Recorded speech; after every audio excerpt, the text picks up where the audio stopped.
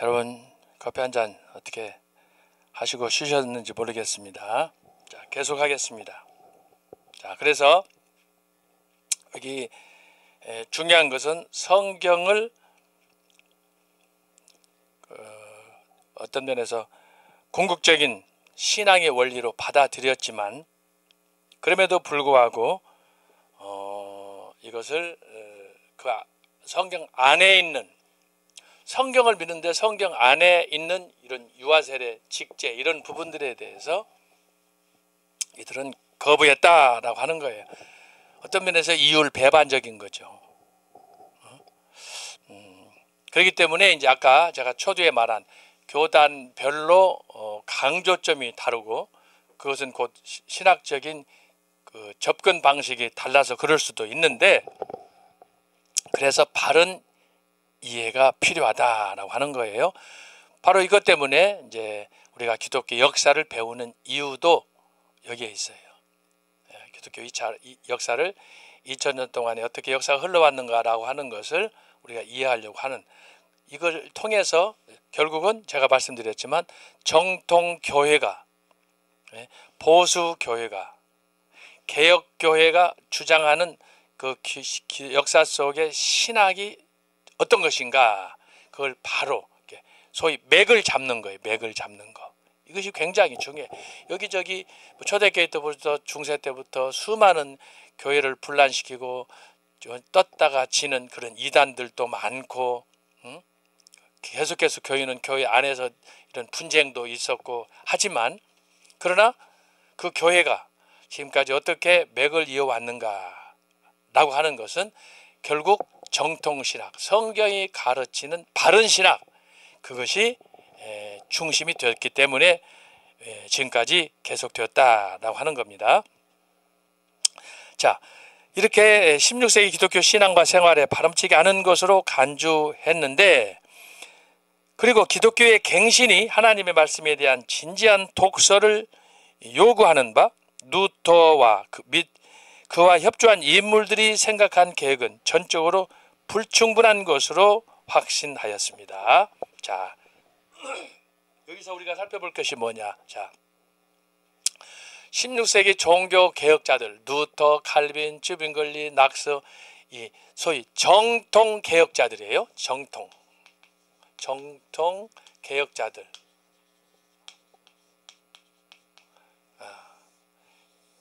이것이 지금 마틴 루터로부터 시작되었던 개혁의 전통인데, 자, 제 세례파가 강조하는 건 뭐냐? 이들이 강조한 루터나 칼빈이나 쯔빙글리나 낙스가 주장했던 개혁의 모토가 있어요. 예를 들면 오직 성경, 오직 믿음, 오직 구원, 오직 예수, 이런 거 있잖아요. 오직 성경. 그런데 그런 것들이 뭐냐? 불충분하다. 불충분. 그러니까 루터가 성경을 믿는 것도 불충분하고 칼빈이 주장하는 것도 불충분하고 불충분하다.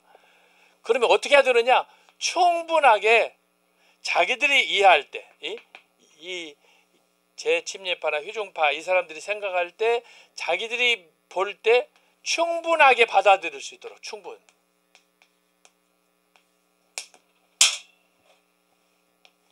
충분하게 이해되도록 해라. 그것이 뭐냐? 이들이 생각하는 개혁이에요.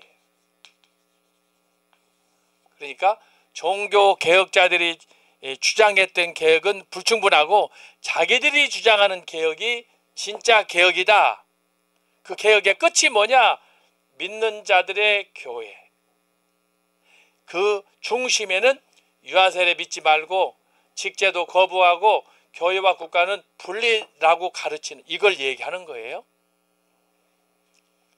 이들이 이걸 집요하게 주장을 했는데 결국은 어떻게 됐냐? 제가 말씀드렸잖아요. 폭망했다고 그러잖아요. 그래서 이제 이 운동을 주장했던 사람들이 굉장히 열정도 있고 뜨겁게 결속력 있게 나갔지만 결국은 그것을 이루지 못하고 어떤 면에서 좌초한 소수 마이너리티로 제한되는 그런 일들을 이들이 경험하게 됐다라고 하는 거예요.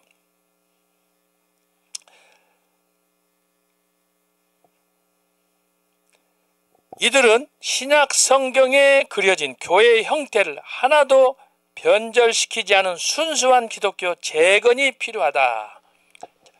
자, 이들이 이렇게 교회에 대해서 얘기할 때도 전혀 신학적으로 이런저런 일로 오염되지 않은 그런 소위 2000년 전 기독교, 예수님이 가르쳤던 그것을 그들이 이렇게 강조했는데, 그 강조가 뭐냐? 이들에 따르면 그게 믿는 자들의 교회라고 하는 거예요. 믿는 자들의 교회. 그러니까 성경을 해석할 때 얼마나 편파적으로 성경을 보느냐, 여기에서 단적으로 발견할 수 있는 거예요. 성경을 믿는데 성경 어느 때? 초대교회, 예수님과 제자들이 사역했던 그때 당시에 초대교회로 돌아가서 우리가 살펴봐야 된다. 그래서 기독교 재건, 요즘 이것이 이제 일어난 게, 거세게 일어났던 것이 지금부터 좀 시간이 지났습니다만 한 30년 전 신사도 운동이 바로 그런 거예요. 신사도 운동. 지금 뭐 일산이나 몇몇 지역에 이런 교회들이 있다고 제가 들었습니다. 신사도, 초대교회로 돌아가자. 그러면 어떻게 되느냐? 단순히 초대교회로 돌아갈 뿐만 아니라 초대교회처럼 오순절처럼 막 예언을 하고 기적이 일어나고 방언이 일어나고 막 이런 거 해야 된다는 거죠. 그래서 그것이 지금 현재 한국교회는 그런 운동들이 폭넓게 안 일어난다는 거야. 그러니까 한국교회는 뭐냐? 이건 다 여기서 끝장내야 되고 자기들이 소속한 자기들 교회에, 신사도 교회에서 바로 이것을 회복해야 된다. 신사도가 그래서 이단인 거예요. 미국에서 시작된 신사도 운동, 이거 한국에 들어와 가지고 한국에서도 몇몇 그 대형 교회 목사님들이 여기 연루돼 가지고, 그래서 이 사람들은 뭐예요? 이걸 다 부정하는 거예요. 유아세례도 부정하고 직제도 부정하고 이런 걸 부정하면서 무조건 초대교회로 돌아가자. 초대교회로, 좋아요. 초대교회로 돌아가는 게. 근데 그렇게 왜곡시키면 안 된다라고 하는 거예요. 편파적으로.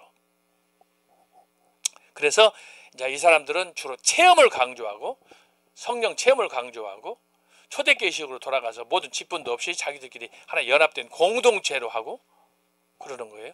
근데 이게 소수일 때는 괜찮다니까요. 50명, 100명까지는 괜찮아요. 그러나 300명, 500명 늘어나면은 이거 스스로 폭락해요. 안 돼요, 이게. 예? 이 사람들이 망각하는 건 뭐냐? 인간의 본질, 인간은 본질적으로 타락한 죄성이 있는 인간이다라고 하는 걸 알아야 돼요. 이런 그 배경 속에서 시작했던 것들이 소위 우리 주변에 많이 있어요. 많이. 주로 이제 학생운동 단체, 대학생들, 젊은이들을 상대로 하는 그런 단체, 선교 단체들이 이런 운동들을 많이 하고 있는데, 대부분 뭐냐? 그런 단체일수록 신학이 빈곤해요. 자기들끼리 은혜 받고 막 하다 보니까. 그래서 일부는 이단으로 빠지게 되고, 일부는 이단성이 많고 위험해.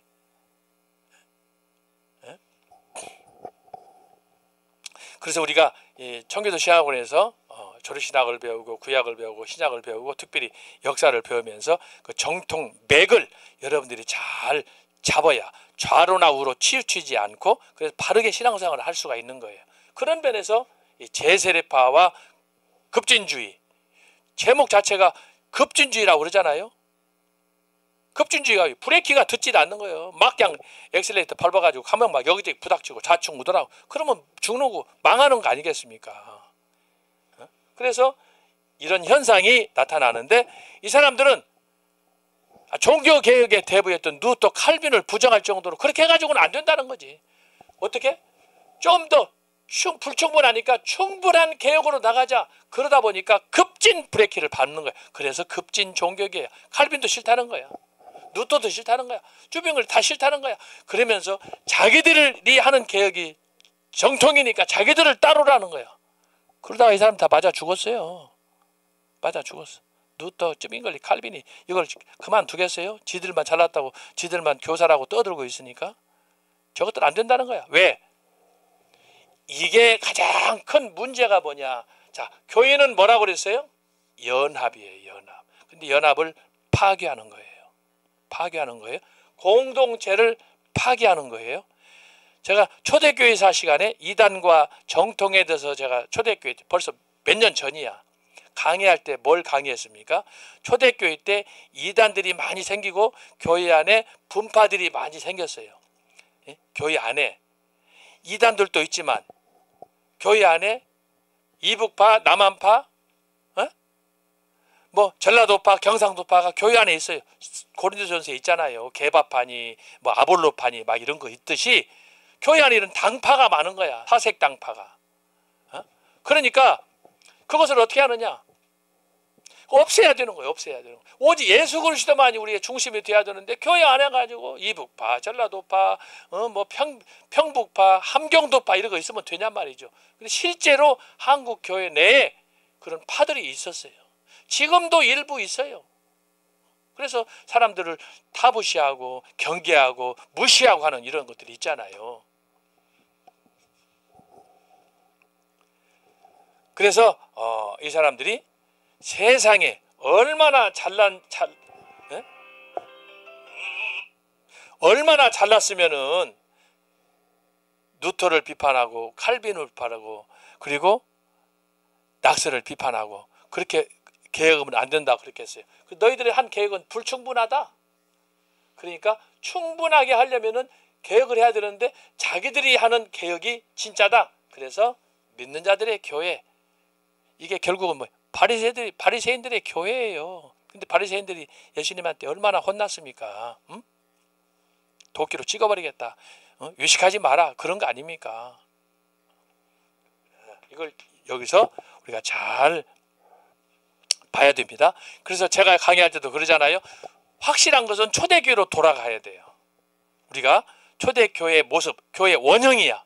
초대에는 모든 민족들이 다 모였지만 사도행전에서 우리가 성령 세례, 성령 충만을 받을 때 마가의 다락방에서 그 모습을 보게 되면은 다 모인 사람들이 각 처에서 온 사람들이 다 다르지만 신앙 안에, 예수 안에, 성령 안에서 연합이 되잖아요. 이게 중요한 거예요. 이게 중요한 거예요. 그래서 공동체를 이루는 거야. 그래서 사도행전에 교회 모습이 뭐야? 물건이 네 것 내 것이 없이 모두가 통용하는 거예요. 이것을 잘못 도용한 게 사회주의 공산주의예요. 알았어요? 그래서 성경 해석이 중요한 거야. 이 성경의 원리를 변질시켜가지고 지멋대로만 하다 보니까 사회주의 공산주의 빨갱이가 되는 거야. 빨갱이. 이재명이가 되는 거야 지금. 네? 그거 가지고 이렇게 이제 선교하고 구제하고 성경에 보면은 그러면은 다 네 것 내 없이 공동체로 쓰게 되면은 어떻게 되겠어요? 나중에는 처음에는 뜨거우니까 은혜 받으니까 열정이 나중에 일 안 해요. 내가 왜 죽으라고 땀 흘려 가지고 저 사람들 먹여 살리고 그래? 안 해요.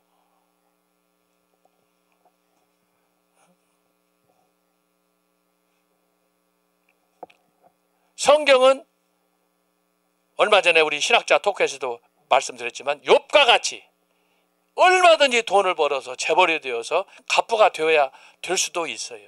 그러나 그것을 주님을 위해서 주의 나라를 위해서 사용하는 것이 중요한 거예요. 모든 사람이 다 빈털터리 돼가지고 그냥 공동체로 그냥 산다. 그러면 안 되는 거예요. 여러분 사도행전 2장에 나타나는 공동체 의식은 그런 개념이 아니에요. 당시에도 보면 아나니아와 삽비라가 잘못돼가지고 징벌을 받아서 죽지만 그가 얼마나 돈이 많았습니까? 루디아 같은 게 얼마나 돈이 많았습니까? 그걸로 선교하고 불쌍한 이웃도 없고 그러는 거예요. 그러나 내가 없으면 뭐 도와줄 수 있어요? 누구한테 나가서 커피 한 잔이라도 살 수 있어요? 없어요. 그럼 얻어먹기만 할 거예요? 그래서 여러분이 성경을 볼 때 냉철하게 성경의 진리, 중심을 딱 잡고 성경을 읽고 그걸 분석을 할 수 있어야 되는 거예요. 이게. 그래서 이런 신앙이 성숙한다고 하는 게 하루 이틀에 되는 게 아니에요. 고난과 연단 속에서 또 우리같이 선교도 신학원을 통해서 강의를 통해서 여러 준비된 교수님을 통해서 강의를 통해서 우리가 훈련을 받고 나의 모난 부분들을 하나씩 정리해 나가는 거예요. 그래서 다듬고 그래서 하나님 앞에 제단에 드려질 때, 떡상에 드려질 때, 성소에 하나님의 제물로 드려질 때 온전히 드려질 수 있는 그런 향기 나는 재물이 되어야 되는 거예요. 그 쉬운 과정이 아니에요. 자, 그래서 어떻게 됐습니까?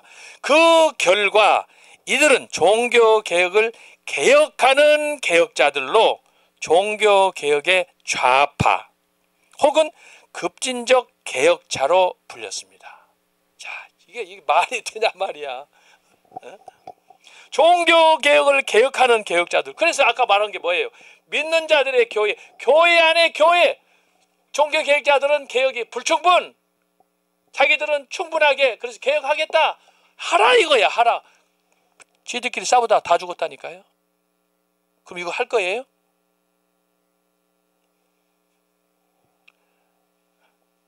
그래서 오늘 종교개혁사가 제가 말씀한 것처럼 50년 동안 급박하게 진행이 됐는데 그 진행의 한 끝자락에 극단적인 두 그룹이 뭐냐. 제가 이제 지우겠어요. 제가 설명을 위해서 지우겠어요. 그래서 이것을 여러분들이 보려면 이제 기독교 역사의 이 커다란 이런 안목을 여러분들이 갖고 이것을 봐야 돼요. 자, 지금 이 사람들이 봤을 때 급진 좌파들이 봤을 때 문제가 뭐냐. 이들은 자 여기가 소위 급진파. 이들이 봤을 때는 뭐냐 하면은 여기에 가톨릭, 그 다음에 장로교. 이 당시에는 16세기 종교개혁을 할 때에는 그렇게 오늘처럼 교단이 많지 않았어요. 제가 여러 번 말씀드렸지만 이때는 주로 생겼던 것이 뭐냐. 로마 가톨릭 교회야. 중세 1000년 동안 지배해왔던 지금까지 유지되고 있는 가톨릭, 로만 가톨릭 교회. 거기에서 나왔던 교단 중에 하나가 장로교야. 칼빈, 낙스, 쯔빙글리 이런 사람들이에요. 근데 여기에 맞서서 출현하는 것이 바로 급진파다. 이 사람들은 뭐냐? 이것도 싫고 이것도 싫고 다 싫다는 거예요. 다 싫다는 거예요. 그런데 뭐냐? 이거 하다 보니까 종교개혁자들,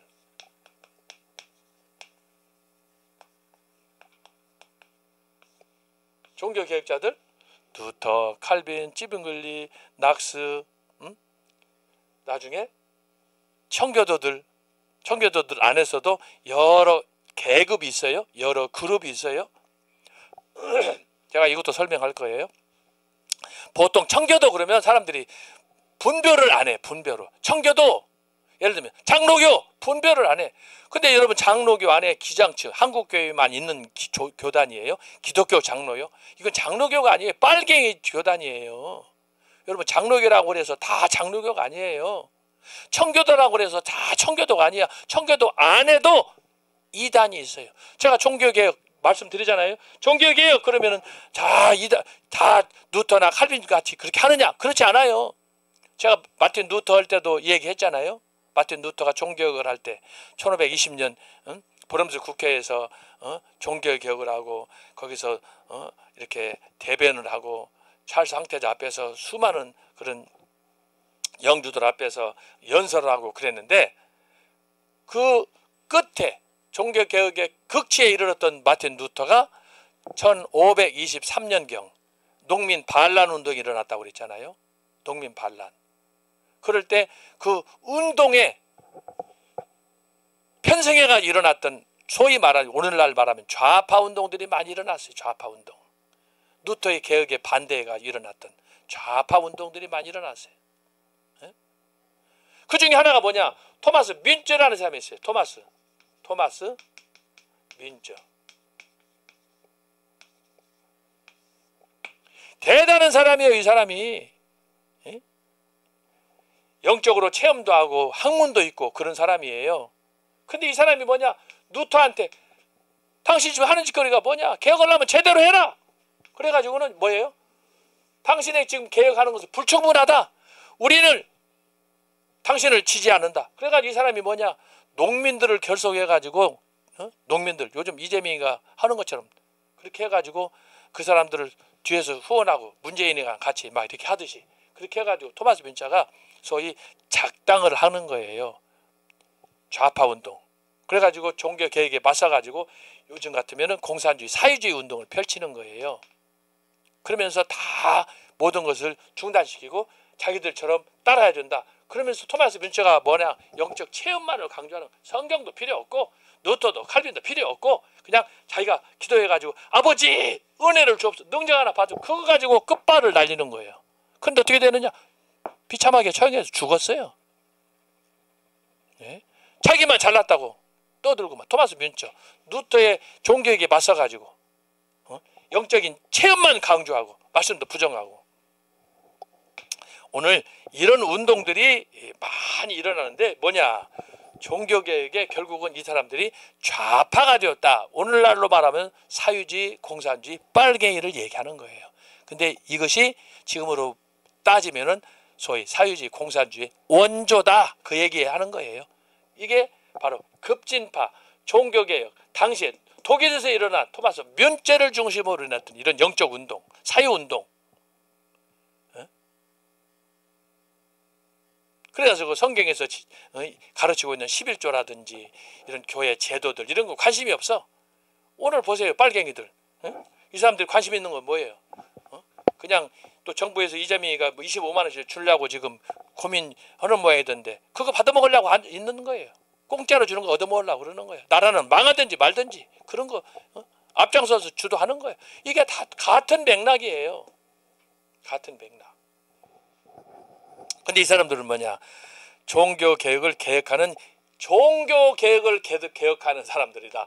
종교개혁은 불충분하니까 그것을 충분하게 하려면은 그것이 개혁이다. 누구같이? 그 개혁이 바로 자신들이다, 이렇게 얘기하는 거예요. 근데 이것이 얼마나 여러분 위험한지, 결국은 이들이 갔던 길은 파국이었어요. 자, 그 다음 줄 보겠어요. 일반적으로 교회사에서는 이들을 제세례파로 불린다. 제세례파예요. 아나바프티스트. 그리고 다른 이름으로는 나중에 이제 그 여기에서 분파되어 나온 사람들이 소위 콩그리게이션이라고 그래요. 회중교회, 회중파라고 있어요. 이 명칭만 다르지 실제적인 가르침 신학은 거의 똑같아요. 주로 경멸적으로 여기서 제세례파나 회중교회는 나중에 교회사에서 재평가했을 때 이것은 무시하는, 소위 비하하는 그런 명칭으로 전락했다. 처음에 동기는 좋았어요. 그런데 소위 말해서 기독교의 사고뭉치, 대책 없는 사람들, 그렇게 돼서 결국은 침몰했다. 경멸하는 명칭이 됐다라고 하는 거예요. 근데 여러분, 기독교사를 보다 보면은 이렇게 자기의 신앙을 위해서, 개혁을 위해서 살다 보니까 좋은 뜻으로 했는데 경멸을 받은 대상이 있는데 그 대표가 회중교회인데, 청교도 운동이 일어났을 때, 다음 학기 우리가 공부하겠지만 청교도 운동 당시에 퓨리탄 하면, 퓨리탄이 뭐냐? 저 사람들은 바로 이 사람들처럼 오해받은 사람이에요. 이 회중교회처럼 아이고 저 사람 골 때리는 사람이야, 저 사람 진짜 대책이 없어, 그 정도로 이렇게 비하하고 무시당하던 사람들이 퓨리탄스, 청교도들이에요. 그런데 나중에 시간이 지나면서 기독교 역사가 새롭게 써졌을 때 청교도들은 어떤 사람이냐, 다 청교도가 되고 싶은 거예요. 청교도 후예가 되고 싶은 거예요. 여러분들도 지금 청교도 신학원 있잖아요. 청교도 하면은 기분이 좋아요, 안 좋아요? 빨갱이를 청교도라고 합니까? 사회주의 공산주의자를 청교도라고 그럽니까? 그렇지 않아요. 청교도는 선택받은, 교회를 위해서, 나라를 위해서 헌신하려고, 애국운동하려고 하는 이런 특별히 선택받은 그런 사람들, 그런 성도들을 가리켜서 퓨리탄스, 청교도라고 하는 거예요. 근데 이 당시에 청교도들하고 달리 여기 지금 재침략 아나바프티스트들이나 콩그리게이셔널리스트, 회중교회는 뭐냐, 그런 유사한 명칭을 가졌음에도 불구하고 이들은 뭐예요? 지들만이 옳다, 스스로 의인인 채 이재명이가 되다 보니까 결국은 파멸에 이르렀다. 세상에 어느 대통령이, 전 세계 어느 대통령이 여러분 역사 속에서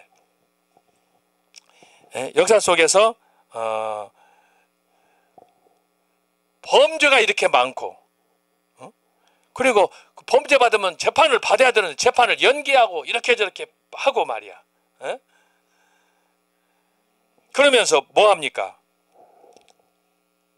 자기 방탄하고 세상에 대통령 유세 당시에 방탄 유리를 하고 다니고 여기다가 방탄복을 입고 다니고 세상에 그런 추태를 부리면서 자기가 생쇼 그렇게 해놓고는 남들한테 선전 내가지고 이게 얼마나 외신에 나오고 그러잖아요. 유례가 없는 일이에요 이거. 그러면 자기는 지금 죄로 둘러싸지는데 헌재 지금 보세요. 헌재도 대법관이랑 다 보세요. 온전 모든 게 다 자기를 위한 거예요. 저러다가요 저는 그 생각을 했어요. 하나님께서 모세를 통해서 430년 동안 애굽에서 압제받는 내 백성을 구원하라. 출애굽 시켜라. 그래가지고 모세가 바로에게 가가지고 여러분 쉽게 영화에도 나왔지만은 가서 선전포고 하잖아요. 근데 바로가 말 듣습니까? 지도 가게 안 들어. 역사상에 바로처럼 마음이 강팍한 사람이 없어. 근데 하나님이 그의 마음을 강팍하게 해가지고 그를 나중에 굴복시켜가지고 그래서 모세로 하여금 출애굽을 시켜가지고 거기에 너무 이제 분해가지고 또 그래서 홍해를 건너다가 거기서 다 제사를 드리잖아요. 제사밥이 되잖아요. 어쨌든 그런 사례가 있다. 그래서 나중에 여기에서 급진파는 그렇게 급진하면은 레디칼 좋은 명칭은 아니에요.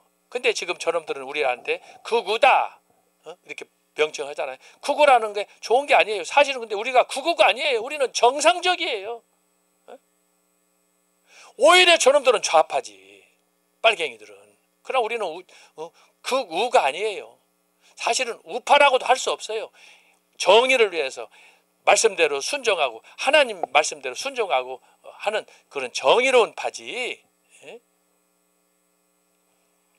그런데 오늘 여기에서 이런 일이 있었고 이것이 이제 청교도 시기에 가면은 청교도들도 그런 오해 아닌 오해를 받으면서 사이로부터 불신을 받았는데 그런데 나중에 청교도들이 명예를 회복해가지고 그래서 지금은 청교도 신학원이 있잖아요. 얼마나 아름다운 명예로운 이름입니까? 퓨리탄스. 예? 자, 그 다음에 이후 이 운동에 가담한 사람들에게 세례를 다시 베풀었습니다. 자, 2번 발전입니다. 발전. 제세례파는 중세의 사회적 및 신앙적인 생활과 밀접한 관계를 갖습니다. 중세예요. 중세는 몇 년? 1000년. 이 당시의 시대상을 여기서 논하는 거예요. 이들은 중세 농민들과 노동자들의 반란, 형제회 정신을 계승하였습니다. 사실 여러분 중세라고 하지만 우리나라도 50년, 한 100년 전만 해도 생활이 그렇게 넉넉하지 않았어요. 빈곤했어요. 양반, 상놈의 지주들의 행포가 얼마나 심했습니까? 일종의 중세의 끝자락을 우리가 경험을 했는데 우리나라도 중세가 있잖아요. 고려 그리고 조선시대가 다 그런 시대예요. 오직 왕 한 사람을 위해서 국민들은 존재하고 모든 국민들은 머슴처럼 이 비극적인 삶을 살았잖아요. 그나마 우리나라도 조선시대만 해도 평균 연령이 40대였어요. 그러니까 일찍이 결혼시켜 13살, 15살이면 결혼시켜가지고 빨리 자손 보고 왜 40이면 죽으니까 평균인데 30살 되어서 죽는 사람, 35 죽는 사람이 수두룩했어요. 그런데 거기서 60세가 된다는 것은 이것은 농런한다는 것은 거의 드문 거예요. 그러니까 회갑잔치가 뻑적지근하게 하는 거예요. 왜 그렇게 생일잔치, 백일잔치를 그렇게 많이 했느냐? 의술이 없으니까 태어나면 죽는 거야. 사는 놈보다 죽는 놈이 더 많은 거예요.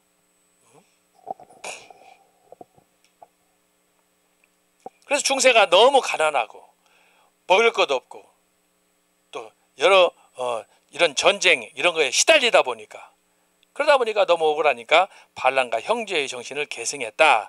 역사적으로 15세기 후반 거의 10년을 주기로 사회적 봉기가 발생했습니다. 이게 살만한 세상입니까?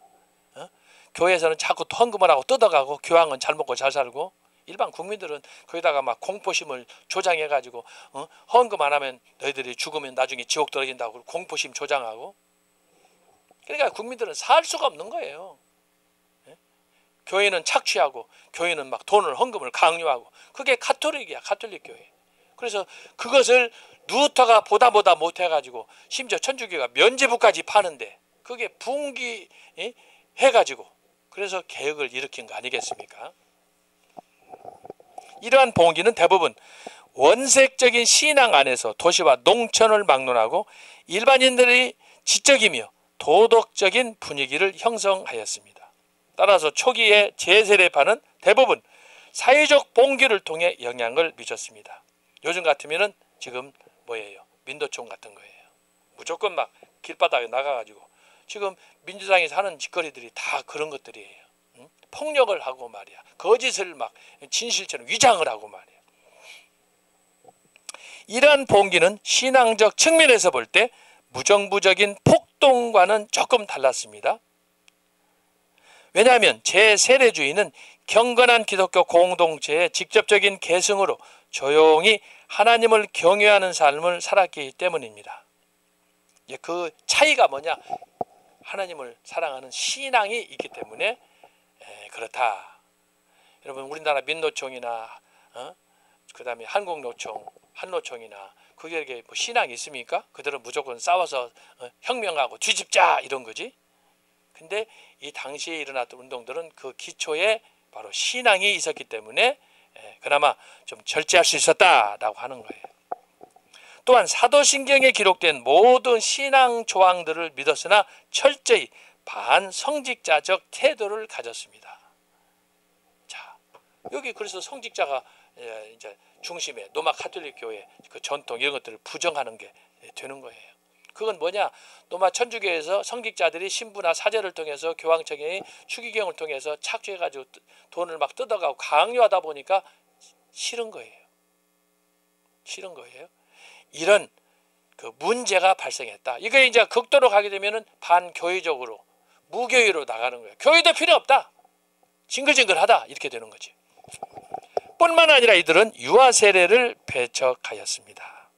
자, 그들은 예배를 평신도들의 쉬운 모국어로 고집하였고 교회 모든 축제를 포함하여 건물, 십자가, 촛대 등에 대한 축복을 거절하였습니다. 자, 이건 뭐냐? 아까 말한 것처럼 로마 가톨릭 교회예요.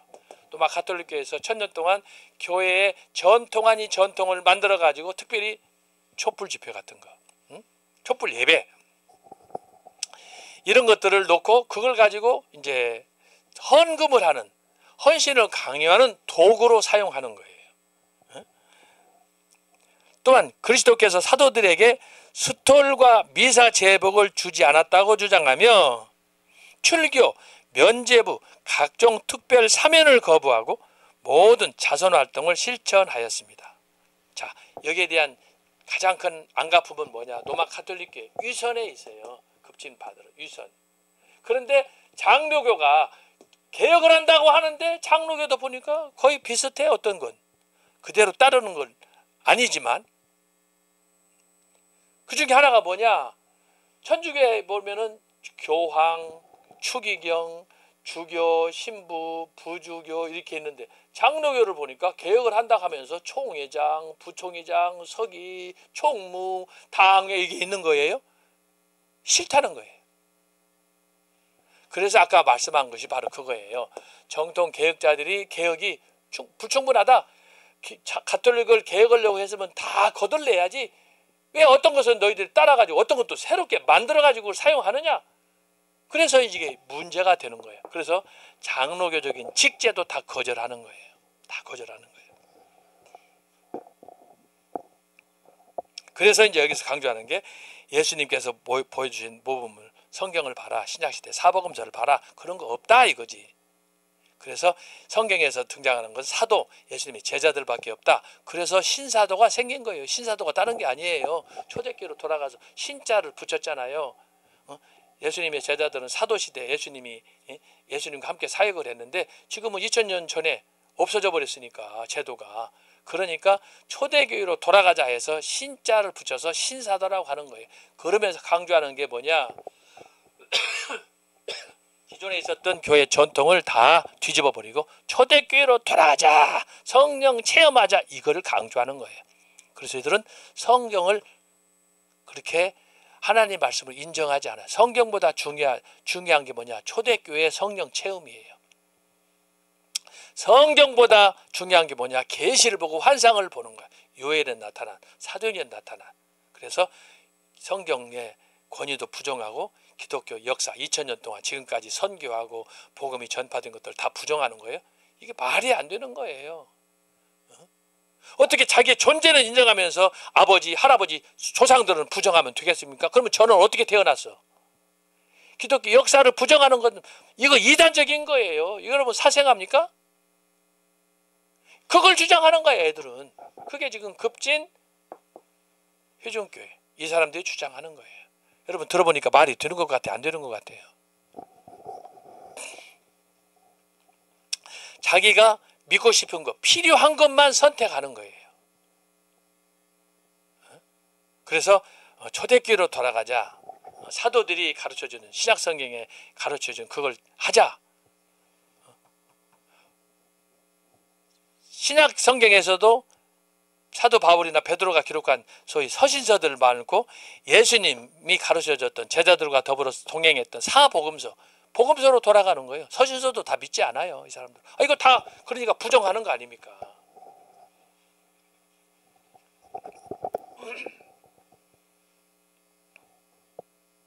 이들에게는 교회의 벽을 장식하거나 값비싼 예복을 장만하는데 돈을 쓰기보다 가난한 사람들에게 옷을 입히는 것이 더 보람되다고 보았습니다. 굉장히 이 헌신적으로 이렇게 하니까 그러니까 일부 사람들은 이걸 따르고 인정하고 그러니까 공산주의자 되고 사회주의자 되고 그러니까 빨갱이가 되는 거예요. 다 잘못된 건 아니거든. 때때로 이 사람들이 굶어가면서 불쌍한 이웃들에게 전도하면서 빵을 사주고 그러니까 그거 보면 감동 안 먹겠어요? 그리고 나환자들을 위한 학교와 병원을 운영하였습니다. 그들은 각 회원들의 집에 모여 성경 낭독에 주석을 붙여서 예배도 하였습니다. 그러니까 이들이 뭐 100이면 다 나쁘다고는 할 수 없어요. 왜? 중심이 하나님을 사랑하는 마음은 있고 성경을 믿는다라고 하기 때문에. 그러나 문제는 온전히 인격적으로 하나님을 믿고 성도 간에 교제하고 하지 않은 매우 편파적인 자기중심적인 신앙을 살기 때문에 문제다라고 하는 거예요. 바로 이것이 지금 제가 설명한 그 내용이 그대로 나타난 거예요.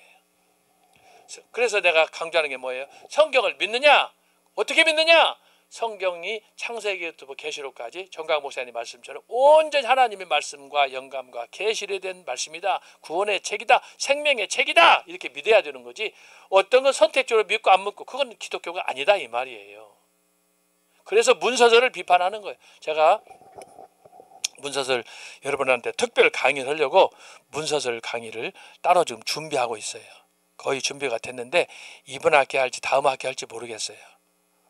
굉장히 중요하기 때문에.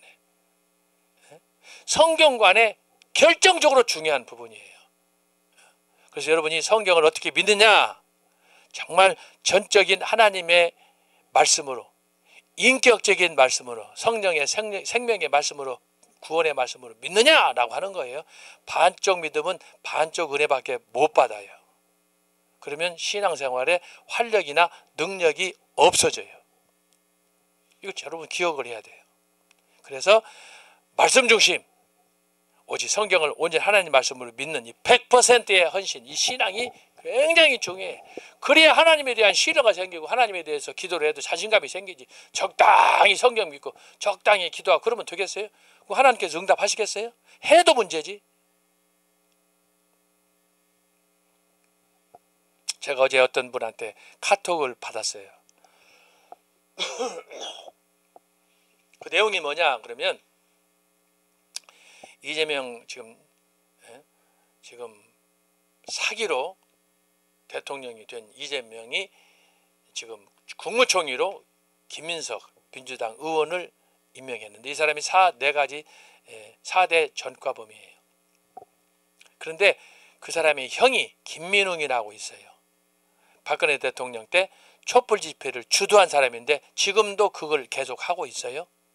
근데 카톡을 나한테 보내서 카톡을 읽어봤더니 이 사람이 미국 가가지고 유학하면서 또 목사라더라고. 근데 어디 신학교 졸업했는지는 안 나와 있어요. 제가 봤을 때 그 출신 행동을 봐서는 기장적 빨갱이 학교 나온 것 같아. 추측컨대. 그런데 이 사람이 미국 가지고 공부하고 하면서 목회도 했는데 그 사람이 굉장히 건강이 안 좋아서 굉장히 어려웠던 때가 있었는데 하나님의 은혜로 치유를 받았답니다.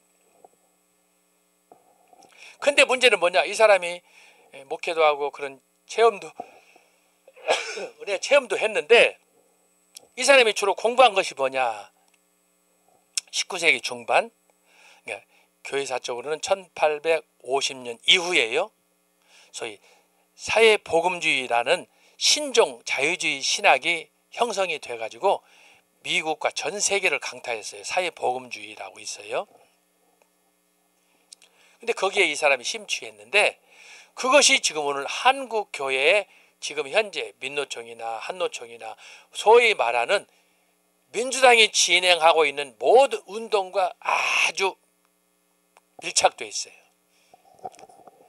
근데 그걸 주도하는 사람이 누구냐? 김민욱이라는 거예요. 그래서 김민욱이가 미국 가서 그렇게 공부하고 유학하고 목회하는 중에 하나님의 은혜를 그렇게 체험을 했는데 그런데도 불구하고 이 사람이 생각하는 이 사고가 사회 복음주의에 꽂혀가지고 소위 말하면 친공산주의, 친사회주의에 꽂혀가지고 지금 한국의 이 모든 재야 운동을 주도한다고 저한테 카톡이 왔더라고요. 결국은 그 사람이 진행하는 이 대한민국의 모든 정치 행태, 동생인 김민석이를 통해서 또 이재명이를 통해서 이것들이 나타나고 할 텐데 이제 막 시작한 새로운 정부지만 이게 얼마나 어떻게 진행이 될지 전혀 모르는 상황이지만 카톡을 보고 굉장히 김민웅 사람이 굉장히 위험하다 그 생각을 했는데 어저께 카톡이 왔더라고요. 그러니까 형과 동생이 뭐 하겠습니까? 매일 전화 오면서 주고받는 얘기, 형님 어떻게 해야 됩니까? 동생 이렇게 뭐 하겠어요? 새로운 것이 나올 수가 없어요. 정과 사범, 미군 철수, 이 사람만 하는 게 아니야. 이 김민웅, 김민석이는 저기 미 문화원 방화 사건에 열받은 사람 아닙니까? 미군 철수. 그래서 거기다가 지금 이재명 대통령하고 연결됐으니 뭐 하겠어요? 제가 아까 시도 썼잖아요. 범죄자들이 지금 내각을 주도하고 지금 민주당 안에서도 그래서 지금 이 부분에 대해서 지금 소위 반명 일부 사람들이 모여가지고 지금 긴장하고 있다고 그러는 거 아니에요? 어제 들은 얘기예요.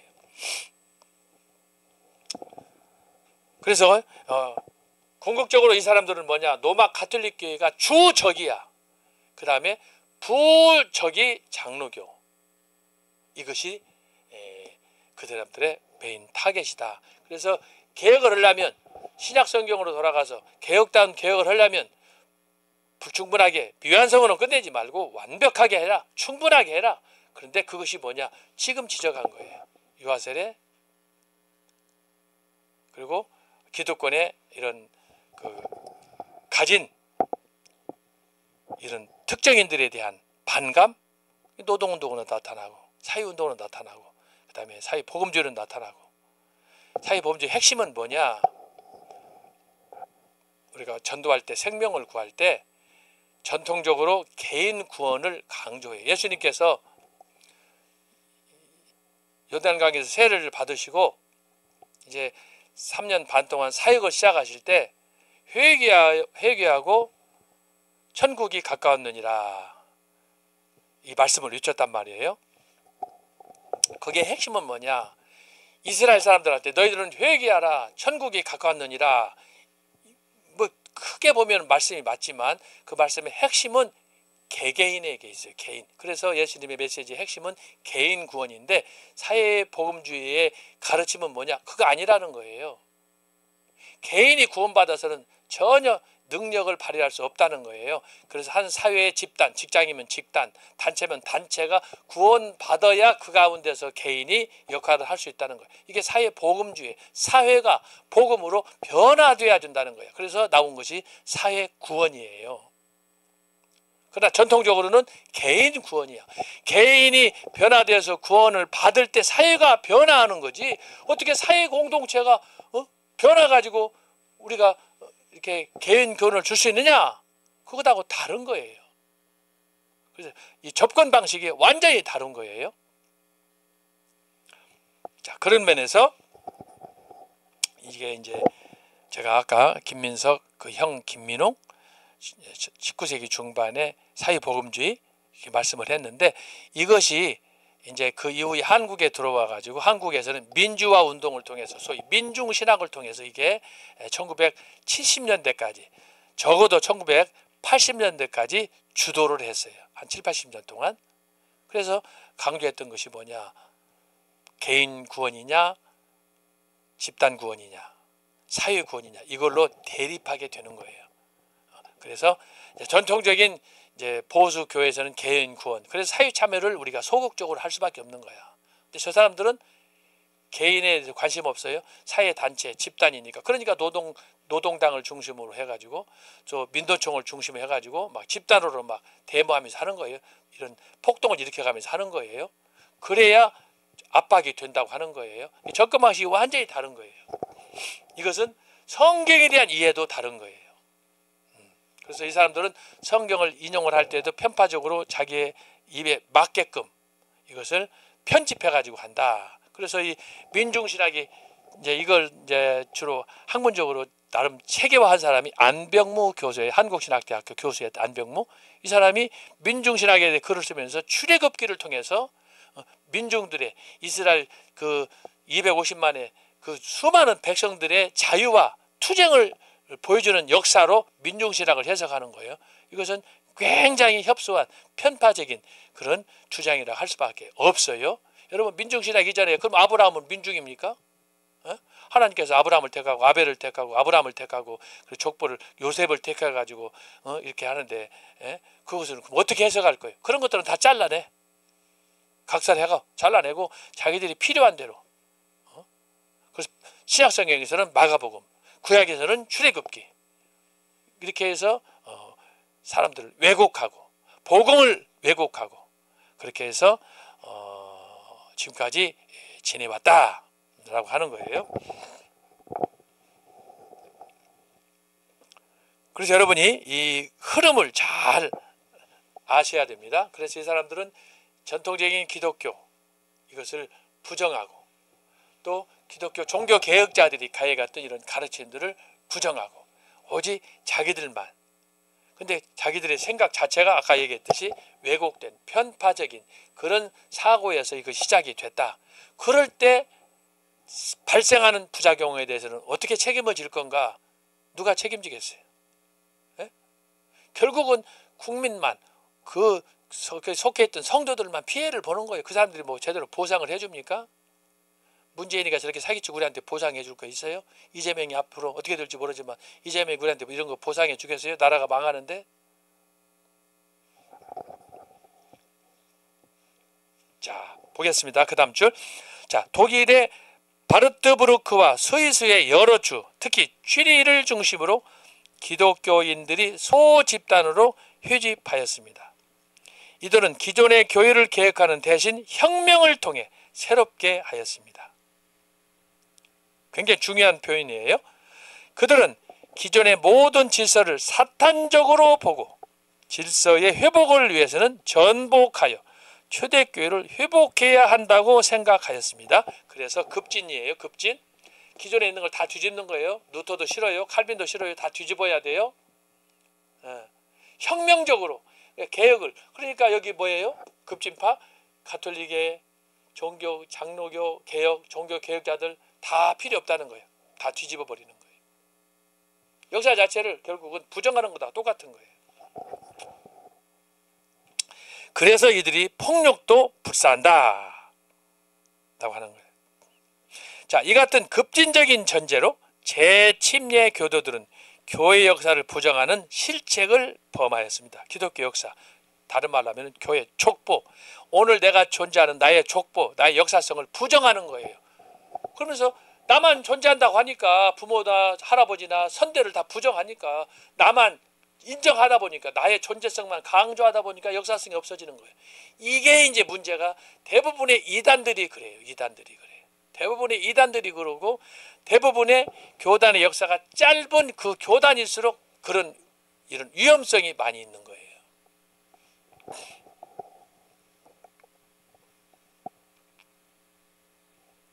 역사를 부정하면 안 되는 거예요.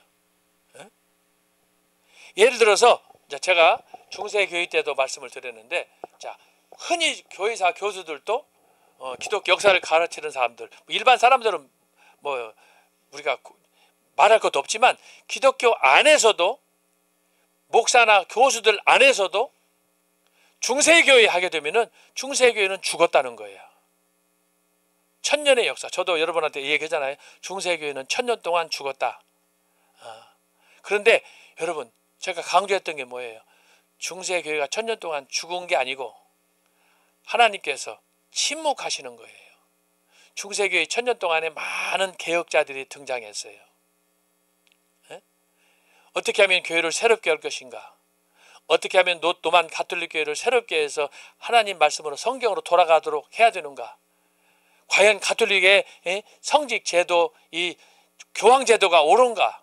그런 부분에 대해서 치열하게 논쟁을 하고 투쟁한 그런 개혁자들이 중세 1000년 동안 많이 있어요. 그 대표적인 게 누구예요? 성경을 번역한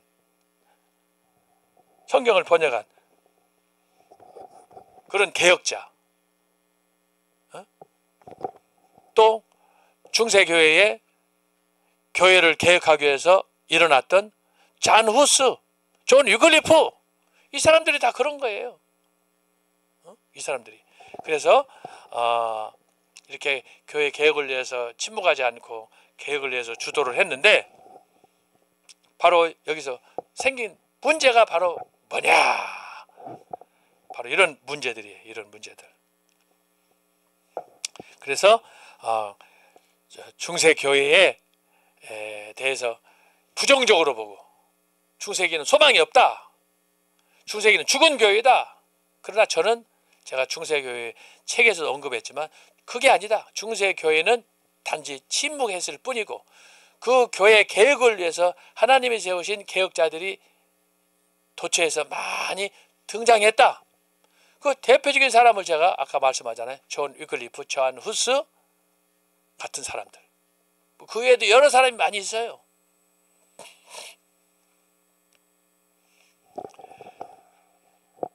그래서 중세교회는 결국은 죽은 것이 아니고, 여러분, 죽은 것과 침묵은 하늘과 땅 차이예요. 결국은 그 침묵하는 교회에 마틴 루터를 세워서, 칼빈을 세워서 이제 종교 개혁으로 가잖아요. 그래서 기독교 역사를 여러분이 볼 때 거시적인 안목으로, 큰 안목으로 봐야지, 작은 거 하나로 보면은 오늘 여기 급진주의파처럼 오해할 수 있고 왜곡할 수 있어요. 그러다가 스스로 침몰할 수 있어요. 그래서 굉장히 우리가 경각심을 가져야 된다라는 걸 여러분들이 기억하시면 좋겠습니다.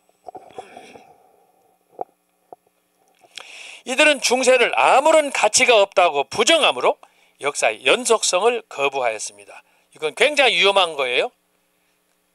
그 중에 가장 위험한 것이 뭡니까?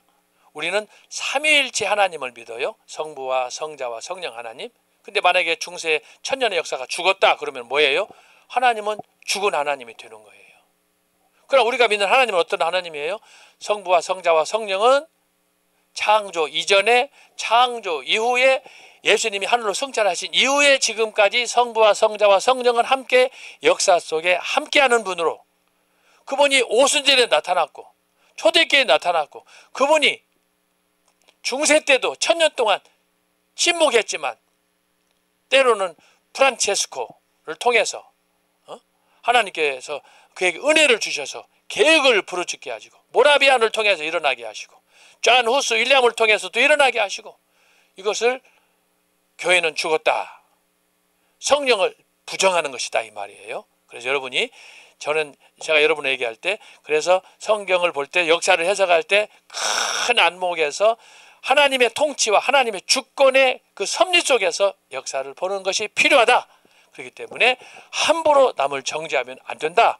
그런 관점에서 중세 역사 천년은 죽었다 라고 보면 안 되고, 중세 역사는 침묵하다, 깊은 수렁에 빠졌다, 마치 죽은 것과 같이 되었다, 그렇게는 할 수 있어요. 그런데 하나님께서 성령을 통해서 역사를 해가지고 중세 교회를 다시 리바이벌, 부흥시키는 역사를 하나님이 창조하게 됐습니다. 그래서 중세 교회는 성령의 역사를 통해서 결국은 나타나는 종교 개혁을 일으키는 그 기폭제가 됐다라고 하는, 그래서 성부, 성자, 성령 삼위일체 하나님의 역사성, 통치성, 이걸 우리가 전제하고 역사를 해석해야 된다. 그런 면에서 중세교회는 죽었다라고 치부하는 것은 매우 위험한 불신앙적인 접근이다. 여러분들이 기억하시기 바랍니다. 하지만 역사를 부정하는 이들에게 과거는 아무런 의미가 없습니다. 그렇지 않아요? 그러나 여러분, 과거 없이 오늘이 있을 수가 없어요. 그래서 우리는 하나하나 개인이든 단체든 국가든 굉장히 이것을 존중하게 생각해야 돼요. 귀하게 생각해야 돼요. 그러므로 그들의 성경 연구 목적은 현 상황에서 기존 질서를 바로잡아 개혁하기보다는 단지 초대교회 모범을 재발견하는 데 있었습니다.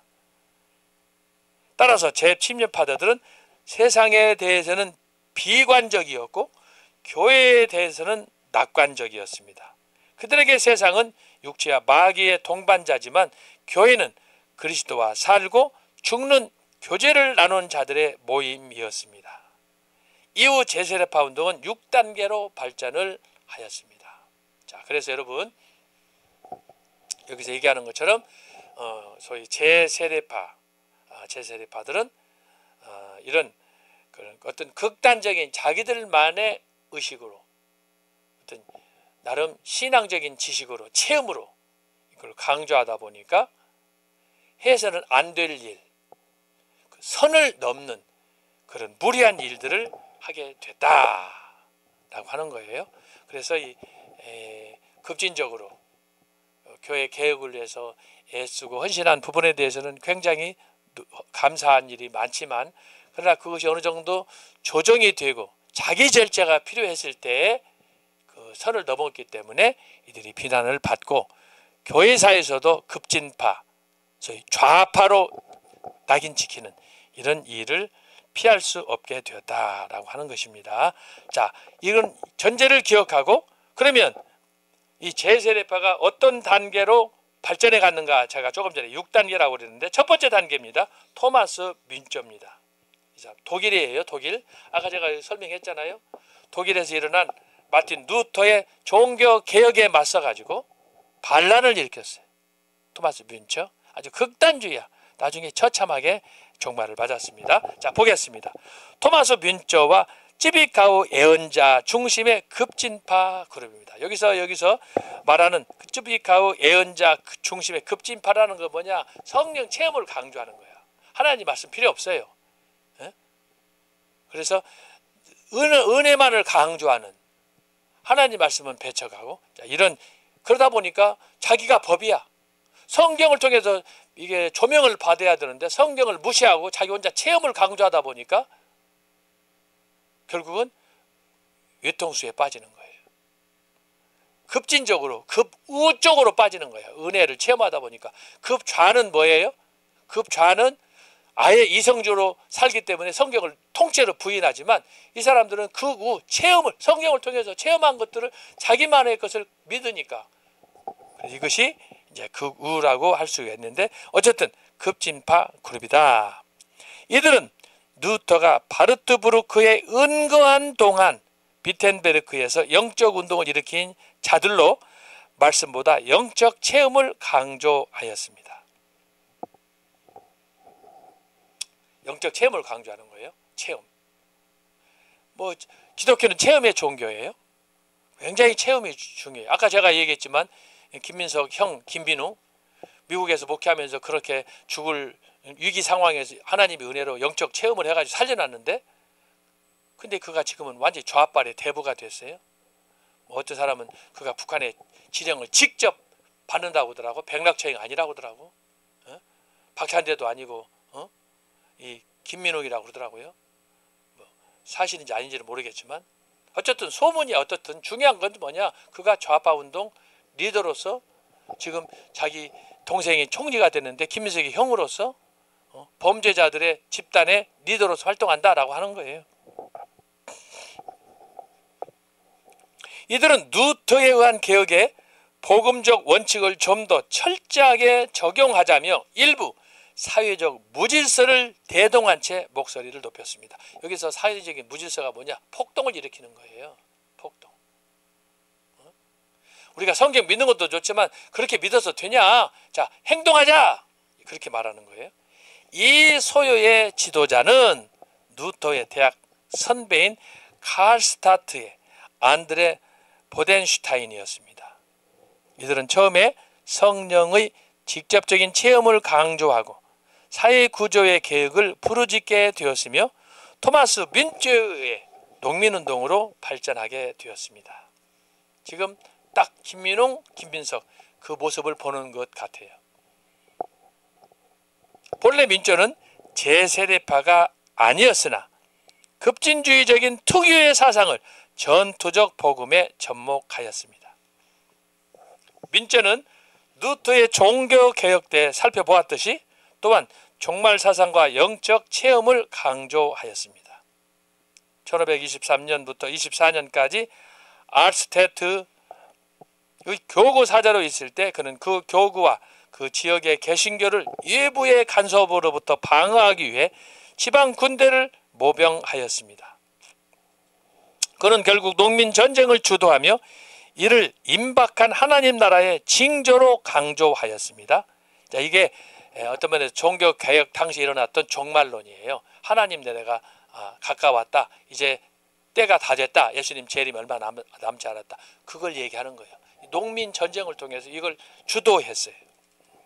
그리고 억압받는 사람들에게 전쟁 참여를 독려하며, 요즘 민노총하고 똑같다니까, 성도의 칼이 식어서는 안 된다라고 하였습니다. 이건 완전히 왜곡시키는 거죠. 김민웅 같은 그런 은혜도 체험하고 병도 나은 사람이 하고 있는 데하고 똑같아.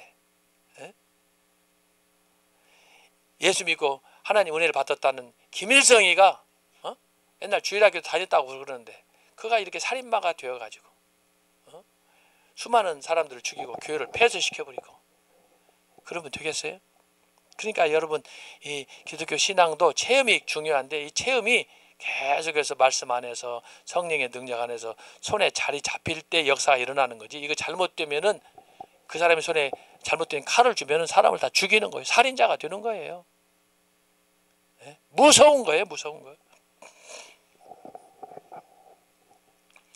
농민들을 위해 흰 바탕에 칼을 새긴 혁명 깃발과 언약의 무지개를 그린 백기를 도안해가지고 이제 깃발 들고 나가는 거예요.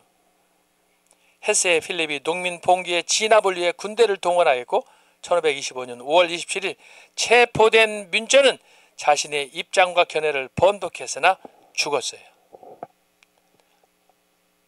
때는 늦으리 늦게 후회했지만 죽었어요. 이렇게 해서 죽은 사람들이 한둘이 아니에요. 아까 제가 얘기했죠. 급진파는 항상 위험한 거예요. 자기는 너무너무 흥분해. 자기는 좋고. 그런데 여기 아까 말씀했듯이 자기 위에는 세상이 보이지 않아. 자기들 그룹 위에는 세상이 보이지 않아. 그러니까 모든 걸 자기중심적으로 보다 보니까 루터도 칼빈도 종교개혁자들도 이들은 연합을 강조하는데 연합을 파괴하고 자기들만을 강조하다 보니까 그러다 보니까 나중에 분리가 나오는 거예요. 분리, 단절. 자기들만 옳다, 자기들만 의인이다, 정통이다 라고 하는 거예요.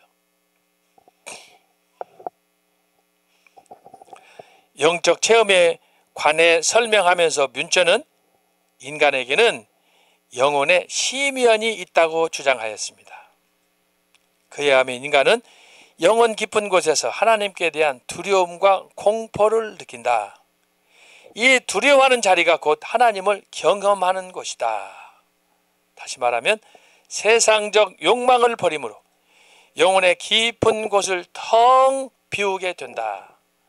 하나님을 두려워하게 하는 영은 인간, 자야의 죽음을 요구하게 된다. 그러므로 철저히 죽어지고 비올 때 그리스도가 영혼의 시면에 임재한다. 그때 성령으로 충만하게 되어지고 신자의 마음속에 하나님의 나라가 임한다. 자, 이것이 뭐냐? 중세 신비주의자들의 신비적 합일과 통하는 거예요. 응? 이게 요즘에 등장한 지금 잠깐 반짝아도 없어진 관상기도하고 통하는 거예요. 관상기도는 뭐냐? 불교식의 연부를 기독교에 접목시켜가지고 힌두교에서 사용하는 석가모니 앞에 연부하는 그런 가부좌하고 스스로 소위 부처가 되려고 하는 그런 생각에 사로잡힌 사람들이 기독교 교회 안에 들어와 가지고 이것을 이제 자기 나름 하나님과의 그런 신비한 연합 체험으로 승화시키려고 하는 그런 것을 얘기하는 거예요. 관상기도는 매우 위험한 이단적인 요소가 많은 거예요. 왜? 석가모니식, 불교식의 수도의 한 단면을 보여주기 때문에 그렇다라고 하는 거예요. 한국에서 관상기도는 한 10여 년 전에, 지금 시기적으로는 한 15년 됐어요. 이걸 최초로 한국에 도입한 사람은 지금 통합 측에 연동교회 담임 목사를 지냈던 이 목사예요. 이성희 목사라고 있어요. 그리고 그 시기에 그와 같이 관상교회를 도입한 사람이 지금 그 지구촌 교회 목사, 즉 원로 목사가 된 이동원 목사예요. 죄송합니다.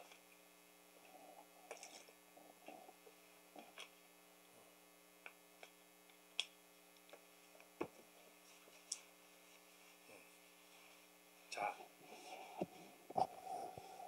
관상기도를 이렇게 통합 측에 연동교회의 정경창을 거기 출신으로 통합 측 정경창을 지내신 이성희 목사인데, 이분이 관상기도에 한 책도 썼어요.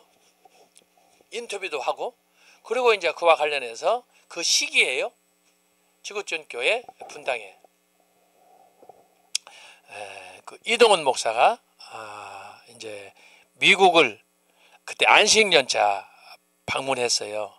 그래서 그때 이제 목회하다가 너무 힘들고 영적으로 고갈된 상태에서 하나님 앞에 기도했죠. 내가 앞으로 귀국해서 어떻게 목회를 할 것인가, 그렇게 하다가 관상기도 세미나를 하는 한 단체에 들어가게 됐는데, 처음에는 그게 뭔지도 몰랐어. 가서 보니까 완전히 불교하고 힌두교하고 기독교를 짬뽕한 형식의 그런 그 훈련을 하는 걸 봤는데, 그걸 이동원 목사가 보고 나서 너무너무 은혜를 받았어요. 야, 좋단 말이지. 그래가지고 그걸 거기서 훈련을 받고 와가지고 서울에서 관상기도에 제자가 되어가지고 그걸 그때 막 확대해 나갔어요. 그래서 그때 통합 측을 중심으로 침례계를 중심으로 막 그게 급속도로 확산이 되어가지고 거기에 이제 함께했던 사람이 여러 사람이 있어요. 교단별로 있어요. 관상기도를 중심은 이동원 목사하고 그 다음에 이성희 목사가 주도를 했는데, 일부는 합동 측에도 있어요. 대형교회를 했던 사람들. 나중에 이것이 막 확장되어 가다가 저희 친구 중에 한 분이 이단 연구를 하는 사람이 있었는데, 한 번은 만나가지고 관상기도에 대해서 얘기를 했더니 관상기도가 뭐냐는 거예요. 그래서 제가 그랬어요. 아니, 당신이 이단에서 신흥 종교 기독교 이단에 대해서 연구하는 사람인데 관상기도가 뭔지 모르느냐? 그랬더니 모른다는 거예요. 그래서 제가 정보를 주고 복사한 것도 자료를 주면서 이거 한번 연구를 해라. 그래가지고 해야지. 지금 한국 교회가 그렇지 않아도 뭐 빈야더니 뭐니 해가지고 이단설에 휘말려가지고 시끄럽고 그러는데, 당신 이거 연구해서 다시 한번 한국 교회를 위해서 좀 기여를 해라. 그랬더니 제가 준 자료하고 다른 걸 또 자료도 모으고 직접 현지 탐방해가지고 연구를 해가지고 이동원 목사한테 아마 연락을 했던 모양이에요. 당신 들으니까 여차여차 이런 거 한다고 그러는데 어떻게 된 거냐. 나하고 만나서 인터뷰도 하고 한번 토론하자 그랬더니 이동훈 목사가 나 더 이상 관상기도 안 한다. 그래가지고 공개적으로 성명서를 냈어요. 그러면서 이 관상기도가 한국교회에서 꺾였는데 한창 폭발하다가 그 소문이 나면서 통합 측의 이성희 목사 관상기도도 이제 수그러들고 그리고 이동훈 목사 공교롭게 이시들이네. 요새는 또 이재명이가 히트치고 있고 그런데 어쨌든 그래서 이동훈 목사와 이성희 목사를 중심으로 확산되어 가던 이 관상기도가 한국교회에서 바로 종말을 가하게 됐어요. 그런데도 여전히 일부 그 이후에 이제 이동훈 목사는 지구촌교에서 은퇴하고 이성희 목사도 이제 은퇴하고 하고 그러는데 제가 보니까 이동훈 목사 같은 경우에 저기 뭐 경기도 가평 쪽이라고 그러더라고. 거기다가 은퇴하면서 무슨 기념관 영성 훈련원을 지었는지 거기서도 지금 그걸 하고 있는 거예요. 제가 왜 이 말씀을 드리느냐 그러면 지금 하고 있는 지금 말씀드린 이 바로 부분 토마스 뮌처가 추구했던 이런 신앙 방식 영적 체험 은혜 갈망 성경을 무시하고 그래서 하다 보니까 은혜 받는 거야. 자기 본인이 이렇게 금식하면서 은혜 체험하고 하면 얼마나 좋습니까? 할렐루야지. 문제는 뭐냐? 하나님 말씀을 통한 분별 그것을 무시하고 결국은 뭐예요? 신학적 부재가 가져온 그런 폐단이다라고 하는 거예요. 여러분 여기 지금 우리가 급진파 얘기할 때 재침례교 재침례에 대해서 얘기하잖아요. 재침례교의 약점이 뭐냐? 이런 신학적 체계가 약한 거예요. 체험을 중심으로 하다 보니까 은사 체험으로 하다 보니까 자기 경험 중심으로 하다 보니까 급진이야. 다 부정해. 체제로 부정해. 자기만 옳다는 거야. 여러분 보통 우리 주변에서 보세요. 여러분 만약에 여러분이 어젯밤에 잠자다가 환상을 봤어요. 그러면은 다른 거 위에 그 환상 위에 다른 거 보입니까? 그때부터는 목사도 장로도 권사도 필요 없어요. 자기가 최고야. 하나님이 자기의 기도 응답했다는 거야. 자기 말 들어야 된다는 거야. 그래서 로또 사다가 폭망하는 거예요. 그런 일이 발생하는 거예요. 그래서 이 체험이 중요한데 그 체험이 하나님 말씀으로 성경으로 검증되어야지 그렇지 않게 검증되지 않은 체험은 굉장히 위험하다라고 하는 거예요. 이것을 지금 토마스 뮌처가 체험하는 거예요. 이것을 바로 대부분의 재침파 신도들이 그걸 체험해가지고 결국은 비극을 맞는 거예요. 그래서 뭐 하는 거예요? 믿는 자들의 교회, 자기들만의 교회를 강조하는 건 좋은데 이것이 자기들의 의의가 돼가지고 다른 사람을 정죄하다 보니까 다른 교회를 비난하다 보니까 문제가 발생했다. 그래서 여기 지금 보는 것은 이것을 여러분 읽어보면 문장으로 봐서는 다 맞는 얘기 같잖아요.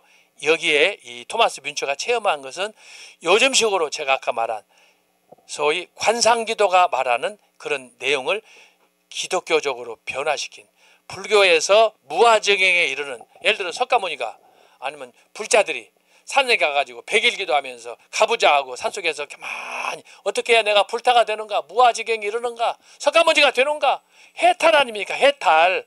그걸 위해서 여기 지금 얘기하는 내용이 그거예요. 어떻게 하면은 자기 마음을 비우느냐 겸손하게 하느냐 이런 건 다 좋은 얘기 아니에요. 예수님이 하나님의 성령을 체험하려면 그렇게 가야 되니까. 그런데 목적은 그건데 하는 이 형식은 불교적으로 마음을 비워라. 겸손하게 해야 된다. 예? 욕망도 버려라. 이거 다. 근데 핵심은 뭐냐? 중세 신비주의자들이 추구했던 중세 때 저희 토마스 에크하르트라는 사람이 있어요. 이 사람은 중세 신비주의에서도 아주 골수예요. 요즘 같으면 성령 체험에 아주 원조라고 할 수가 있죠. 그 사람이 어떻게 하나님의 은혜를 체험할 수 있냐 하는 것을 글로 쓴 거예요. 글로. 이거 쉽지 않잖아요. 체험을 어떻게 글로 씁니까? 그런데 그중에 일부가 여기 지금 토마스 뮌처가 체험한 내용에 포함이 된 거예요. 이런 식으로 봤을 때는 문제가 없다니까. 이 자체로 봐서는 여러분 보세요. 체험에 대해서 뮌처가 강조하는 걸 들어보면은 하나님에 대한 두려움, 공포를 느끼고 왜 자기 죄 이걸 이제 회개를 해야 되니까. 자, 근데 이때 성령으로 충만하게 되어지고 신자의 마음속에 하나님의 나라가 임한다. 얼마나 좋아요. 얼마나 좋아. 여러분이 그렇게 원하는 소원인데, 그런데 이것은 중세 신비주의자들의 신비적 합일과 통한다. 이거 관련해서는 제가 중세교회자 때 중세교회에 보면은 이 신비주의가 아주 팽창을 해요. 중세 신비주의. 신비주의가 이거 하나만 있는 게 아니에요. 신비주의 안에도 단계가 있어요. 단계. 1단계, 2단계, 3단계. 하나님과의 여기 하나님을 만나기 위해서는 그냥 만나는 게 아니야. 1단계를 극복하고 2단계를 극복하고 3단계를 가야 하나님과 만나는 거예요. 불교식으로 말하면 그게 무아지경이야. 근데 이것은 기독교가 아니라는 거예요. 기독교는 인격적인, 그래서 성령 체험을 전광훈 목사님이 강조하는 거예요. 그것을 잘 알아야 돼. 그래서 관상기도에서 하는 거, 우리가 무심코 마음을 비우고, 무심코 마음을 비우는 게 아니에요. 우리 기독교는 뭐예요?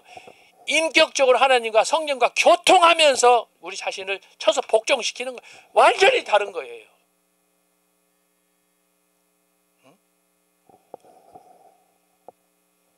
이것을 우리가 기억해야 되는 거야.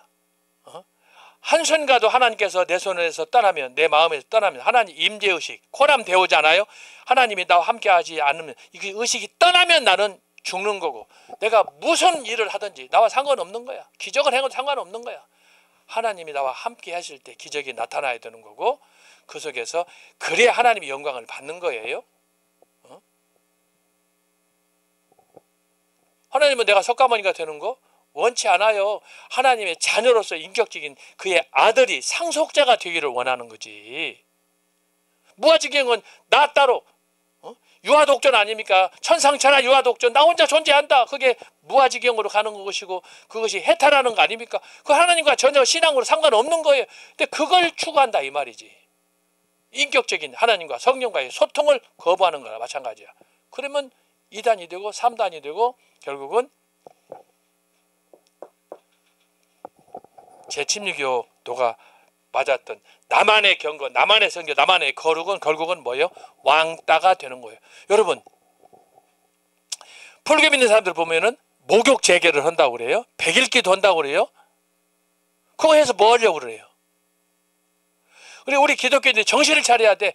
하나님을 알지 못하는 사람들도 이렇게 열심히 목욕 재개하면서 새벽 예배 물 떠놓고 정수 떠놓고 기도하고 지극정성을 버리고 그러는데, 그들한테는 그게 공연불이 되는 거예요. 공연불. 우리가 신앙으로 봤을 때에는. 그럼 우리는 뭐예요? 그렇게 정성도 없어요. 물 떠놓고 매일같이 기도하지도 않아요. 게을러요. 때때로 너무 이기적이고 욕심적이에요. 그럼에도 불구하고 그들과 다른 점은 뭐냐? 믿음이 연약하지만 나는 하나님과의 관계에서 생명줄을 붙잡았어요. 네? 생명줄. 언제 끊어질지 모르지만 그 줄을 붙잡고 하나님 앞에 매달려, 아버지, 이 죄인을 불쌍히 여겨 주옵소서. 나는 주님이 아니면 살 수가 없습니다. 나의 가는 길을 오직 당신이 아시나니 주여 나를 인도하여 주옵소서. 내가 정금같이 나오게 하여 주옵소서. 여러분, 소경 바디메오처럼 간절한 신앙이 우리 마음에 있어야 되는 거예요. 그게 기도로 승화하고 그게 찬양으로. 그러나 오늘 중세 신비주의자들, 관상기도, 불교, 연불 그런 거 없어요. 내가 신이 되려고 하면 안 되는 거예요. 내가 죽어서 재물이 되어야지. 근데 중세 신비주의의 맹점이 뭐냐? 체험을 해가 자기가 신이 되는 거예요. 요즘에 이런 사람들이 장로, 권사, 목사들이 교회 안에, 우리 교회 안에도 많아요. 그래가지고 어떤 얼마 전에 정광훈 목사님이 그런 얘기를 들었어요. 어떤 권사를 만났는데 권사가 기도를 많이 하시는 분이래. 그러면서 전 목사님한테, 목사님 어제 계시를 받았는데 이렇게 하면 안 됩니다. 이렇게 하세요. 그랬다는 거예요. 솔직히 말해서 좀 건방진 권사들, 장로들이 너무너무 많아요. 뭐 하나 체험하면, 그러면은 그 체험한 걸로 따지면은 제가 한번 얘기한 거 해볼까요? 여러분, 여러분들 지금 말은 하지 않지만 이 강의를 들으면서도 수많은 우리 학우들, 권사님, 장로님, 목사님들, 이렇게 여러분들, 하나님께서 우리 각자에게 주신 은사가 다양한데 나만이 체험할 수 있는, 나만이 그런 기도하는 제목에 따라서 나만이 하나님께서 나에게만 주신 은혜가 있단 말이에요. 그것을 내가 말을 않고 소용이, 내가 지금 침묵할 뿐이지 어떻게 그걸 다 설명할 수 있어요. 사람마다 은사가 다 달라요. 나는 그래서 지난번 언젠가 얘기했지만 교회에서 막 유명한 가수들, 탤런트들, 연예인들 뭐 이런 사람 불러다가 교회에서 간지시키는 거 나는 굉장히 안 좋아해요. 한두 번 특별한 기회에 할 수는 있지만, 그래가지고 교회에 뭐 어떤 사람, 어떤 교회에서는 맨날 그런 간증시키고 맨날 뭐 영화배우 뭐 이런 탤런트 데려다가 그냥 그 비용 막 1,000만 원, 2,000만 원 주어가면서 나는 이해가 안 돼요. 말 않지만 절대 다수의 성도들, 그 성도들이 개인적으로 체험하고 은혜 받은 내용들이 얼마나 많습니까? 제가 여러분 강의할 때 몇 차례 한 것 같은데, 제가 영국에 있는 동안에 10년 동안 유학하는 동안에 제가 거기서 10년 동안 받은 은혜와 체험은 말로 못해요. 제가 몇 차례 말씀드렸잖아요. 잘못하면 그거에 자랑이 되고 잘못하면 교만하니까. 그래서 저도 자제하고 그러는 거예요. 제가 오직하면 총시대 신대원에서 강의할 때 점심 먹고 하면은 1시나 2시 강의할 때 되면 학생들이 많이 졸아요. 식곤증이 와가지고. 딱 강의하다 보면은 졸아. 그래서 내가 오늘은 학생들한테, 여러분 오늘은 분위기를 보니까 강의할 분위기가 아닙니다. 그럼 학생들이 정신을 버떡 차려. 무슨 일인가 해가지고. 오늘 보니까 여러분들 뭐 식사하고 뭐 진수성찬을 먹었는지 오늘따라 여러분들이 이렇게 집중력도 떨어진 것 같고 눈은 슬슬 감기고 오늘 그런 것 같은데, 오늘은 강의를 하지 않고 내가 영국에서 유학 생활할 때 그때 체험했던 경험들 몇 마디 하겠습니다. 그럼 학생들이 그냥 눈이 그냥 다 독수리 눈이 되는 거야. 눈이. 그래가지고 이제 처음에 영국 가가지고 어려웠던 그런 시절들, 또 선생님들, 교수들 만났던 얘기들, 또 이제 영국에서 어떻게 그렇게 은혜를 받았는가, 어떻게 내가 스코틀랜드 가서 목사님, 윌리엄 스틸 목사님 만나서 그렇게 설교를 하라고 그랬는데 설교를 안 하고 3번이나 반대하고 그러다가 설교 한 번 했는데 그 설교 한 편이 내 인생을 바꿨다고 하잖아요.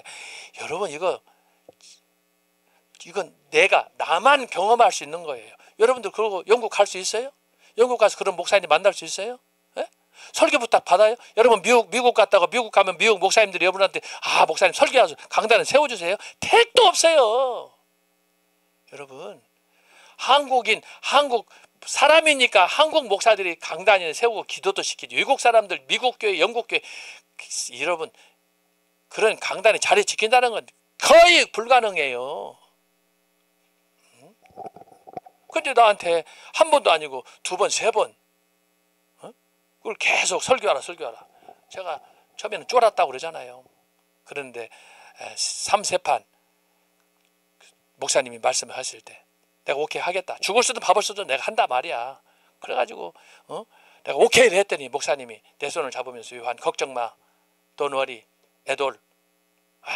내가 너를 위해서 기도할 테니까 설교 준비하라는 거야. 아이고 그 얘기 들으니까 내가 낙심되고 절망이 되는 거야. 설교를 부탁받았는데 머리가 쥐가 난다는 거예요. 그랬는데도 말씀 붙잡고 묵상하면서 생각해 보니까 옛날에 런던에 있을 때 로이 존슨 목사님이 설립한 런던 신학교가 있었는데, 그때는 학기별로 학생들이 돌아가면서 한 번씩은 설교해야 되는데 그때 몇 년 전에 했던 설교가 버떡 생각이 나더라고요.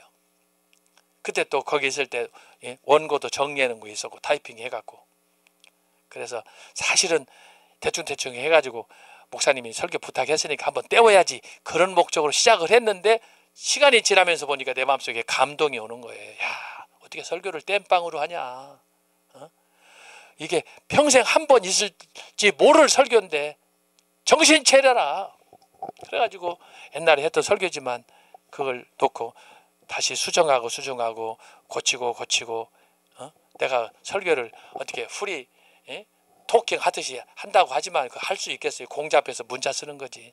그래서 여러분 이렇게 문장으로 영어로 쫙 타이핑 해가지고 마치 아나운서들이 9 o'clock 메인 뉴스 시간이 되면 뉴스 아나운서 뉴스 발표하듯이 이걸 다 써가지고 타이핑해가지고 서론 본론 결론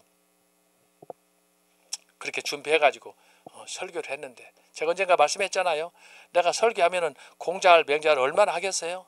그래서 마이 테스트모니 나의 간증 이것을 설교에 넣어가지고 설교를 했더니 목사님이랑 교인들이 은혜를 받은 거 이건 나밖에 모르는 거니까 나만 체험한 거니까 내 간증 내 경험을 누가 경험해? 그래서 이것을 한 15분 20분 정도 너무 길어도 안 되고 너무 짧아도 안 되고 그건 감각으로 센스로 알아야 되니까 그래서 했더니 목사님이 앞자리에 앉아가지고 공자를 맹자를 하는 게 아니라 내 간증을 하니까 거기에 있는 사람들이 다 어텐션 할 수밖에 없잖아요. 에? 그래가지고 막 사람들이 은혜를 받고 아멘 아멘. 영국 사람들은 미국 사람들만 해도 아멘 할지 몰라도 영국 사람들은 아멘도 잘 안 해요. 근데 앞자리에 앉아가지고 목사님이 아멘 아멘 하고 말이야. 그래가지고 내 인생이 팔자 세상적으로 말하면 팔자를 고쳤다는 거 아니에요. 그 설교 한 편으로 내가 박사학위까지 받았다고 그러잖아요. 그 목사님 후원해가지고 이거 얘기하자면요 끝이 없어요. 내가 장학 받은 얘기 하면은 이것도 끝이 없어요. 여러분들은 그냥 편하게 들을지 몰라도 나는 눈물 나는 얘기예요. 진짜 감동적인 그 체험이 그 얘기만 하면 머릿속에 쫙 그때 모습이 떠오르니까 영화 한 편 보는 거 이상이에요. 그러나 조심해야 될 것이 뭐냐? 그것이 전부가 아니라고 하는 거예요. 내가 처음에 했던 거 30년 전에 했던 것이 전부가 아니에요. 문제는 뭐냐? 지금 그 하나님이 성령께서 나와 어떻게 하시느냐? From now on. 지금이 중요한 거예요. 지금이. 30년 체험 가지고 사는 게 아니에요. 그건 하나의 거울이야. 지금 내가 하나님 앞에서 인격적으로 하나님과 나와의 관계에서 성령을 통해서 어떻게 교통하면서 살아가느냐? 이것이 중요한 이게 전 목사님이 강조하는 포인트예요. 근데 지금 여기 토마스 뮌저나 관상기도 제가 지금 몇몇 사례들 사실 관상기도에 관해서도 그 내용의 신학적인 이 문제들을 비판하면요 사실 따져보면 완전히 불교, 힌두교, 기독교 짬뽕 시켜놓은 거예요. 굉장히 위험한 거예요. 굉장히 위험한 거예요. 근데 그것을 이 한국을 대표하는 목회자들 이동근 목사하고 이성희 목사가 했어요. 그러다가 이제 내 친구가 아까 말한 친구가 이제 그 얘기하니까 취소한다고 가지고 사과 성명서를 냈는데 지금도 그러고 있다니까 가평에서. 그걸 본 따서 하는 사람이 누구냐? 내가 그것까지 다 조사한 사람이에요. 통일교의 문선명의 7째 아들 문형진이 통일교에서 그걸 관상기도를 따가지고 그대로 지금 하고 있어요. 뭐가 다르냐? 기도할 때 참 부모님의 이름으로 기도합니다. 그게 문선명 한학자예요. 우리는 예수님의 이름으로 기도한다고 하잖아요. 참 부모의 이름으로 기도합니다. 통일교에서 그렇게 바꿔서 기도해요. 이런 빨갱이 사기꾼들이 없어요. 그게 다 거기서도 그걸 보고 이동훈 목사랑 유명하니까 그걸 뽐따 가지고 통일교에서 그렇게 촛불 켜놓고 하더라고. 관상기도의 핵심 뭐냐? 촛불 켜놓고 연불하듯이 해야 되니까 그렇게 해요. 지금은 이제 어쨌든 거의 다 죽었어요. 관상기도가 거의 다 죽었는데 어쨌든 한 10여 년 전, 15년 그때는 반짝 마치 빈야드 그 운동처럼 신사드 운동처럼 번지다가 비판하면서 꺾여가지고 지금은 거의 소멸한 상태인데 지금은 신사도 운동으로 지금 이게 몇 군데에서 부활해가지고 지금 설치고 있습니다. 여러분 참고하세요. 하여튼 여기서 지금 토마스 뮌저 영적 체험 운동이 이 안에서 일어났다라고 하는 거예요. 그래서 여러분이 이걸 경고를 삼아야 되고 그래서 우리가 성령의 인격적인 임재를 통해서 체험하는 성령 체험과 이렇게 인간적으로 불교에서 해탈하고 하면은 우리가 겉으로 봤을 때는 거룩하고 숭고하고 아름답고 멋있잖아요. 어떻게 마음을 비우고. 그러나 영적으로 우리가 그 내면을 통찰했을 때에는 하늘과 땅 차이다. 거기는 썩은 밧줄이다. 그러나 저와 여러분은 믿음이 연약하고 부족하지만 생명줄이다. 이걸 붙잡고 우리가 영적 체험을 해도 기도를 해도 방언을 해도 그런 방향으로 나가야 된다라고 하는 거예요. 그래서 여러분이 매 순간 살아나 죽으나 사도 바울처럼 하나님 말씀 붙잡고 성령의 능력으로 승리해야 될 줄로 믿습니다. 인격적인 하나님, 오직 말씀 중심으로 나가는 그런 삶이 되어야 되겠습니다. 한 주간도 이 말씀 기억하면서 여러분 승리하시기 바랍니다. 기도로 마치겠습니다. 하나님 아버지 감사합니다. 오늘 또 제세례법과 급진 종교개혁에 대해서 서론적으로 살폈습니다. 아버지 하나님, 우리는 오직 인격자이신 성령 하나님, 삼일체 하나님을 믿고 그 하나님을 의지하고 살아갈 수 있도록 하시고, 혹시나 인간적인 체험, 어떤 영웅심리 이런 거에 들뜨지 않도록 저희들의 마음을 통제하여 주옵소서.